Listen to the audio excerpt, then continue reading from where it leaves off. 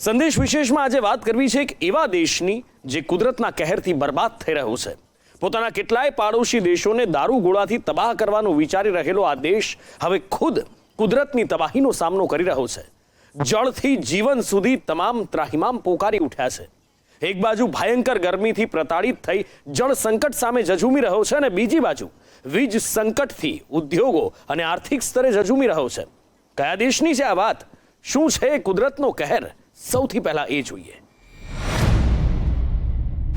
Consumption has helped to fuel astonishing growth, but it's come at a cost.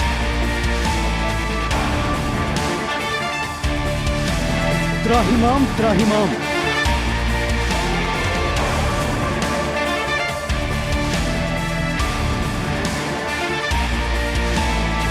Record break સૂર્ય પ્રકોપ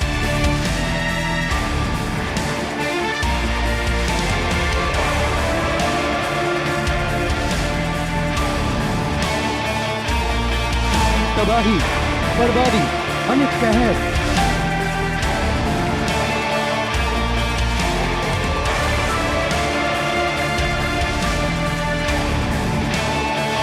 અંધકારમાં ડૂબતો દેશ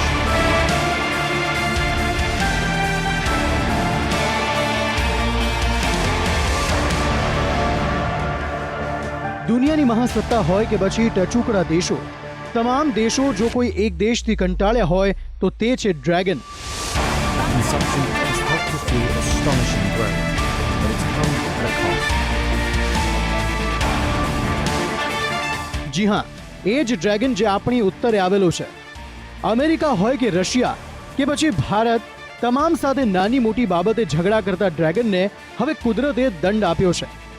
કહેવત છે ને કે જેને કોઈ ન પહોંચે તેને તેનો નાથ પહોંચે, અને એવું કંઈક થયું છે ડ્રેગન સાથે। દુનિયાના અનેક દેશો પર આગ ઓગતું ડ્રેગન ખુદ આગના ભરડામાં આવ્યું છે। કુદરતે એવી રીતે થપાટ મારી છે કે ચીનીઓ ત્રાહિમામ પોકારી ઉઠ્યા છે, અને આ થપાટ મારી છે સૂર્યનારાયણે। 61 વર્ષ બાદ પ્રથમવાર ચીનમાં એવી ભયંકર ગરમી પડી છે કે નદીઓથી લઈ ડેમ સુધી તમામ જળ સ્ત્રોત સુકાઈ રહ્યા છે। ચીનીઓની એવી દશા થઈ છે કે જો વરસાદ નહીં પડે તો તરસ્યું મરવાનો વારો આવશે। ચીનની તમામ મોટી નદીઓ સૂકી ભઠ્ઠ બની ગઈ છે, તો પાણીના અભાવે શાકભાજી સહિતની ખાદ્ય ચીજોના ભાવ પણ આસમાને પહોંચી ગયા છે।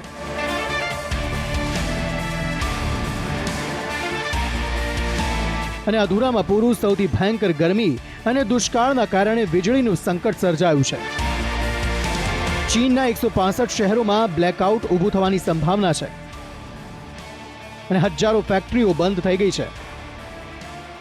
એક અંદાજ મુજબ 24 લાખથી વધુ લોકોનું જીવન વીજ સંકટ અને ગરમીથી પ્રભાવિત થયું છે। ઘણા શહેરો હાલમાં પણ અંધકારમાં ડૂબી ગયા છે। વીજળીની અછતને દૂર કરવા માટે ચીનમાં માત્ર 5 કલાક માટે શોપિંગ મોલ ખોલવાના આદેશ અપાયા। શાંઘાઈના પ્રસિદ્ધ સ્કાયલાઇનમાં 2 રાત સુધી લાઇટો બંધ રાખવાની સ્થિતિનું નિર્માણ થઈ ગયું। સૌથી મહત્વની વાત તો એ છે કે વોક્સવેગન, એપલ અને ટોયોટા જેવી કંપનીઓના પ્લાન્ટમાં વીજ સંકટને કારણે કામ અટકી ગયું છે। ચીનમાં વીજ સંકટના કારણે અનેક મોટી ફેક્ટરીઓ બંધ થઈ ગઈ છે, જેમાં હજારો કરોડનું નુકસાન થઈ રહ્યું છે। ચીન તેની લગભગ 15% વીજળી પાણી એટલે કે હાઇડ્રો પાવરમાંથી પેદા કરે છે। ઓછા વરસાદને કારણે તેની હાઇડ્રો પાવર ક્ષમતા પર પ્રતિકૂળ અસર પડી છે। 84 મિલિયનની વસ્તી ધરાવતા સિચુઆન પ્રાંતે 2021માં તેની 80% વીજળીની જરૂરિયાત હાઇડ્રો પાવરમાંથી પેદા કરી હતી। આ વર્ષે ઓગસ્ટમાં સિચુઆન પ્રાંતમાં હાઇડ્રો પાવર માટે જરૂરી પાણીની ઉપલબ્ધતામાં 50%નો ઘટાડો થયો હતો, જ્યારે ગરમીના કારણે વીજળીની માંગમાં 25%નો વધારો થયો હતો। વધતી ગરમીના કારણે ચીનમાં એસીની માંગમાં જબરજસ્ત ઉછાળો આવ્યો છે, જેના કારણે પાવર ગ્રીડ પર વધારાનો બોજ પડી રહ્યો છે। મુખ્યત્વે ચીનમાં થર્મલ પાવર સ્ટેશનમાં સૌથી વધુ વીજ ઉત્પાદન થાય છે, જ્યારે હાઇડ્રો પાવર પ્રોડક્શન બીજા નંબરે છે।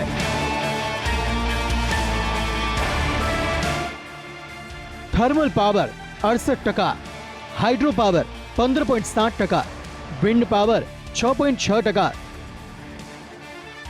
ન્યુક્લિયર પાવર 4.8%, સોલાર પાવર 2.2%, અન્ય સ્ત્રોત 2.7%। આટલેથી ન અટકતા બ્લેકઆઉટના ડરે ચીનના પાટનગરમાં પણ લાઇટો બંધ કરવાનો વારો આવ્યો. ચીનના પાટનગર શાંઘાઈના વિશ્વ પ્રસિદ્ધ સ્કાયલાઇનમાં 2 રાત સુધી લાઇટો બંધ કરવી પડી. પાવર કટોકટીના કારણે શાંઘાઈમાં બંધ તરીકે ઓળખાતી સ્કાયલાઇનની લાઇટો બંધ રહી. ચીનના અધિકારીઓનું કહેવું છે કે વીજળી બચાવવા માટે આ નિર્ણય લેવાયો. ઉલ્લેખનીય છે કે તેની ઐતિહાસિક અને ફ્યુચરિસ્ટિક ઇમારત માટે પ્રખ્યાત આ વોટરફ્રન્ટ વિસ્તારમાં પર્યટકોની ભીડ જામેલી રહેતી હોય છે.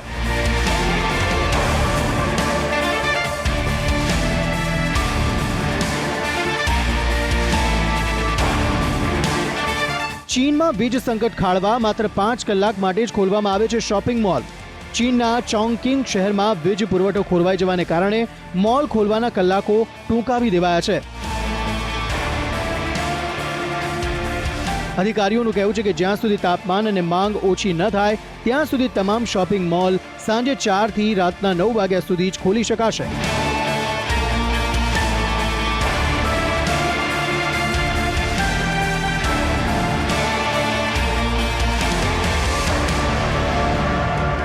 વીજ સંકટથી પેદા થયેલી પરિસ્થિતિ બાદ ફોક્સવેગન અને એપલ જેવી કંપનીઓમાં કામ બંધ કરાયા છે.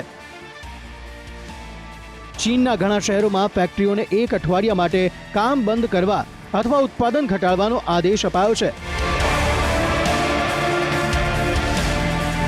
જર્મન કાર કંપની ફોક્સવેગને કહ્યું કે સિચુઆનની રાજધાની ચેંગડુમાં તેની ફેક્ટરી પાવર કટના કારણે બંધ છે.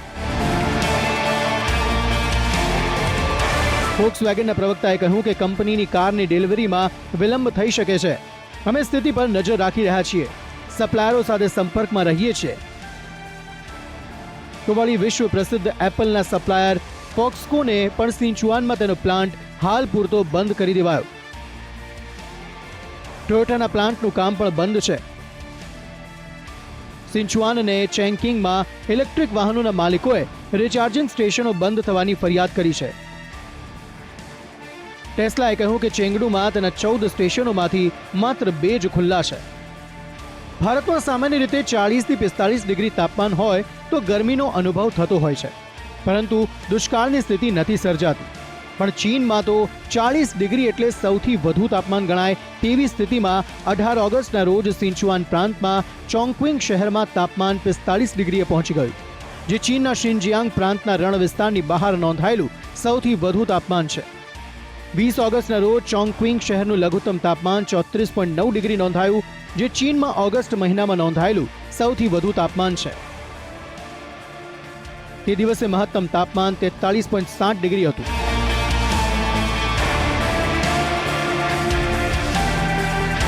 દેશના મધ્ય અને દક્ષિણ પશ્ચિમ વિસ્તારોના ડઝનેક શહેરોમાં તાપમાન 40 ડિગ્રીને પાર કરી ગયું છે.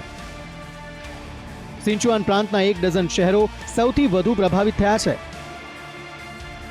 એટલું જ નહીં, યાંગઝી નદીના બેસિનમાં સ્થિત અને પાટનગર શાંઘાઈ પણ ગરમીનો સામનો કરી રહ્યું છે. ચીનના 165 શહેરો અને કાઉન્ટીઓ માટે રેડ એલર્ટ હીટ વોર્નિંગ જારી કરવામાં આવ્યું છે. ચીનના હવામાન વિભાગે આગામી કેટલાક દિવસો સુધી આ વિસ્તારોમાં તાપમાન 40 ડિગ્રી રહેવાની સંભાવના વ્યક્ત કરી છે. વધતા તાપમાનને જોતા લોકોને તેમના ઘરોમાં રહેવાની સલાહ આપવામાં આવી રહી છે. ભારે ગરમીની સાથે વરસાદના અભાવે ચીનની મુસીબતો વધી રહી છે.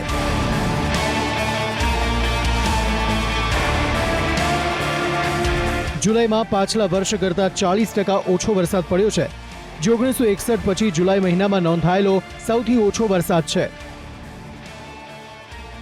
દુષ્કાળથી ચીનના સિચુઆન, હુબેઈ, હુનાન, જિયાંગસી, અનહુઈ અને ચોંગક્વિંગ પ્રાંતમાં 24.6 લાખ લોકો અને 22 લાખ હેક્ટર ખેતીની જમીનને અસર થઈ છે.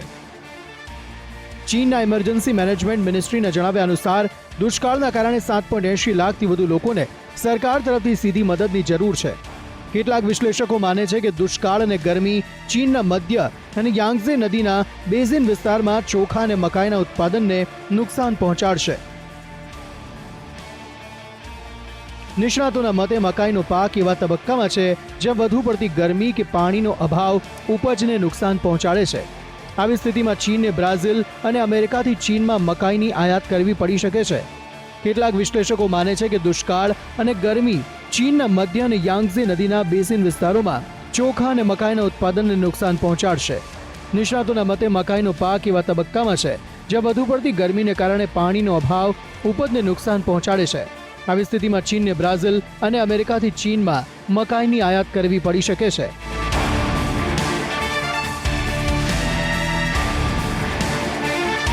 સૌથી ચોંકાવનારી વાત તો એ છે કે ચીનની સૌથી મોટી અને લાંબી નદી સુકાઈ રહી છે.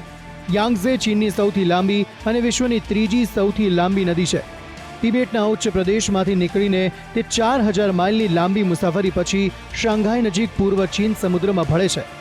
જો 2015 અને 2022ની સરખામણી કરીએ તો દ્રશ્યો નવાઈ પમાડે તેવા છે કે 2015માં ઓગસ્ટમાં તરબોળ ભરેલી નદી 2022માં સૂકી ભટ્ટ દેખાઈ રહી છે. તે ચીનની સૌથી ફળદ્રુપ કૃષિ જમીનોને સિંચાઈ કરે છે.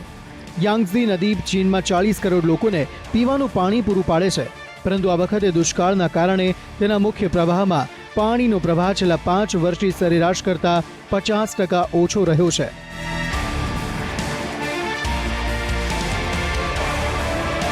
તો વળી ચીને યાંગઝી નદીની આસપાસના દુષ્કાળગ્રસ્ત વિસ્તારોમાં વરસાદ લાવવા માટે ક્લાઉડ સીડિંગ ઓપરેશન પણ હાથ ધર્યું છે, જેથી ગરમીનો સામનો કરી શકાય. વરસાદ લાવવા માટે હુબેઈ અને અન્ય કેટલાક પ્રાંતોમાં કેમિકલ વહન કરતા રોકેટ લોન્ચ કરવામાં આવી રહ્યા છે, પરંતુ વાદળો ન ઘેરાતા પ્રયાસ નિષ્ફળ ગયો. વાદળોને કૃત્રિમ રીતે વરસાદમાં રૂપાંતરિત કરવાની તકનીકને ક્લાઉડ સીડિંગ કહેવામાં આવે છે. ક્લાઉડ સીડિંગ માટે સિલ્વર આયોડાઇડ, પોટેશિયમ આયોડાઇડ અને dry ice, solid carbon dioxide જેવા રસાયણો હેલિકોપ્ટર અથવા પ્લેન દ્વારા આકાશમાં વાદળોની નજીક વિખેરવામાં આવે છે, અને આ કણો હવામાં વરાળને આકર્ષે છે અને અંતે વાદળ બની તેમાંથી વરસાદ પડે છે. આ રીતે વરસાદ પડતા સામાન્ય રીતે અડધો કલાક લાગે છે, પરંતુ કૃત્રિમ વરસાદમાં પણ ચીન નિષ્ફળ રહ્યું છે.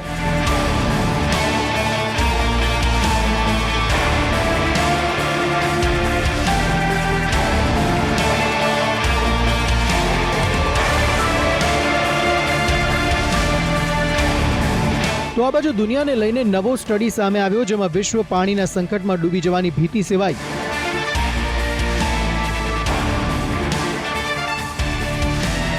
વર્ષ 2040 સુધીમાં તો દુનિયાના 44 દેશોમાં જળ સંકટ ઊભું થશે. તો વળી 2025 સુધીમાં વિશ્વના 48 દેશોના 2.8 અરબ લોકોને પીવાનું પાણી જ નસીબ નહીં હોય. વધુમાં 2025 પછીના 2 દશકમાં તો ખૂબ મોટી જનસંખ્યા જળ સંકટથી પ્રભાવિત થશે. જર્મનીમાં યુનિવર્સિટી ઓફ બોનની ઇકોનોમિક્સ સંસ્થાના પ્રોફેસર ડોક્ટર યાનેસ મનિયાતિસ અને તેના કેટલાક સ્ટુડન્ટ્સે આ વિષયમાં અધ્યયન અને સંશોધન કર્યું છે. જળ સંકટ વિશે લાંબા સ્ટડીમાં એક સંબંધિત ડેટા પણ તૈયાર કરાયો છે. સંશોધકોનું માનવું છે કે દુનિયામાં મેડિટેરિયન જેટ પૃથ્વી પર પોતાના લોકેશનને કારણે દુકાળની સ્થિતિમાં ફસાયા છે. ઇતિહાસમાં પહેલીવાર યુરોપમાં 500 વર્ષનો સૌથી મોટો દુકાળ પડ્યો છે. યુરોપના મોટાભાગના દેશો અત્યારે જળ સંકટ અને દુષ્કાળની સ્થિતિથી પરેશાન છે. જોકે હવે જોવું રહ્યું કે લોકો પાણીનો કેટલો યોગ્ય વપરાશ કરે કે જેથી આવનારા પેઢીઓને વાપરવા લાયક પાણી મળી રહે. બ્યુરો રિપોર્ટ, સંદેશ ન્યૂઝ.